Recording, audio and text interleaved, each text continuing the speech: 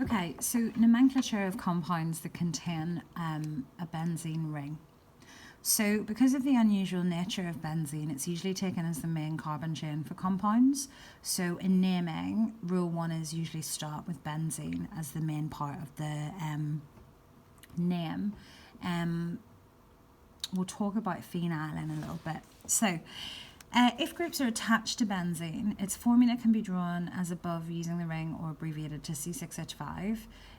So the point is that at this point, if you just have benzene, it's C6H6. So anytime you add on something into this ring, you then have to reduce the number of hydrogens that you have. So for this example, C6H5Cl, so chlorobenzene, would look like this. So it would have the formula C6. We've now substituted one of those hydrogens with a chlorine, so C6H5 and then Cl. Now, naming this, it would just be chlorobenzene. We don't have to put a number because no matter where it is in the cycle or in the compound, we would say that that's carbon number 1. So we don't need to number it if there's only one branch. If there was another group, we then need to put the numbers. So if 2 or more groups are attached, then one is given the label of 1 and the others are numbered in conjunction to that. We always want to try and use the lowest numbers possible.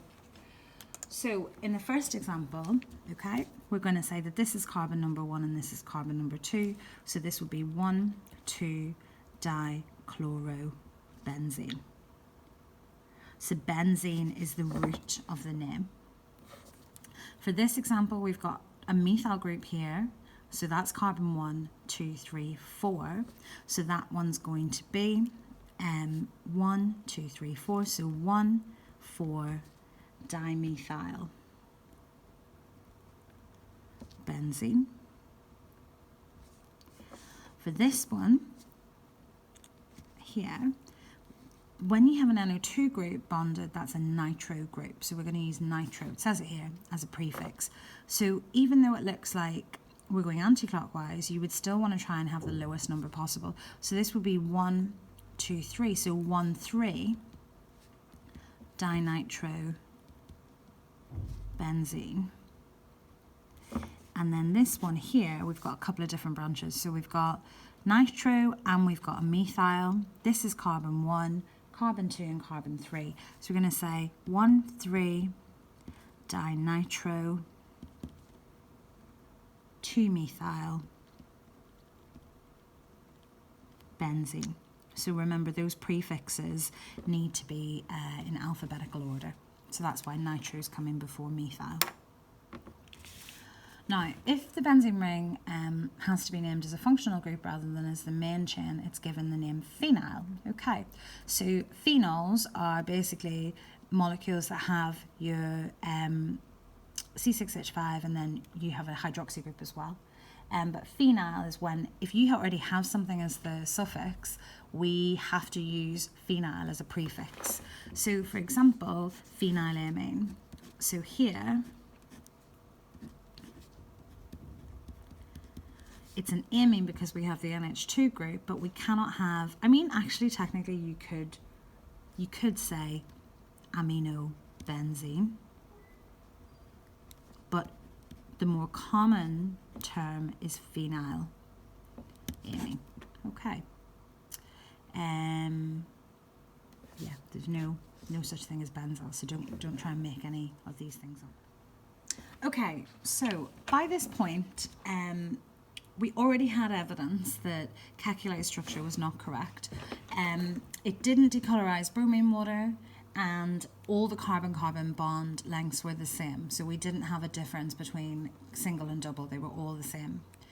The third piece of evidence then that we have to prove that Kekulé's structure was not correct is thermochemical evidence. So in this section, we're going to look at how thermochemical evidence give proof that benzene was a different structure than what Kekulé suggested.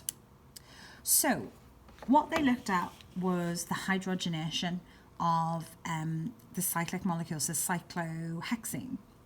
So what they had here, so this is cyclohexene, okay?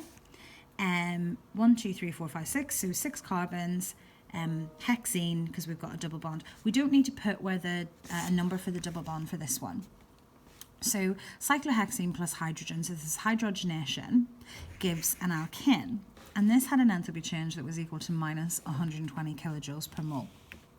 So if we know that to hydrogenate cyclohexene, which has one double bond, takes minus 120, theoretically, if Kekulé's structure was correct and this cyclohexyl 1, 3, 5 triene actually existed, if we wanted to hydrogenate every single or all the double bonds, we would assume that it should take 3 times that value. So the theoretical enthalpy of hydrogenation was expected to be minus 360 kilojoules per mole. Now, when they actually carried out this with benzene, what happened was that the enthalpy for this reaction was minus 208. If Kekulé's structure was true, this would have been the enthalpy change for the hydrogenation, but it was actually minus 208. So this was less exothermic than what was theoretically, so what they assumed would happen. And if something's less exothermic, that means that it was actually more stable. So what we realise now is that this delocalized ring of electrons, so this pi bond or pi ring, increases the stability of benzene. So your key point here, the stability comes from the delocalization of the 6 pi electrons. And we can use the data here to show that it was 152 kilojoules different, kilojoules per mole different, and it's called the delocalization energy. So what you've got here is an enthalpy diagram. So this is increase in energy as we go up here, or enthalpy for this. This is what the H is standing for. And what we can see is we've got the hydrogenation of, or the expected hydrogenation, the actual hydrogenation, and then here is the difference. So this is the theoretical hydrogenation, this was the actual hydrogenation, so this is the difference. So if you get asked any questions where it says use the data to try and explain the stability of benzene, you just need to learn these 4 points here. So this summary box here. Benzene is more stable than Kekulé's structure due to the delocalized ring of electrons. The expected delta H is minus 360 kilojoules per mole. The actual is 152 kilojoules less exothermic. Okay, so a good kind of pit stop then, and to try and see if you understand what's going on, have a go at question 2 in the question booklet.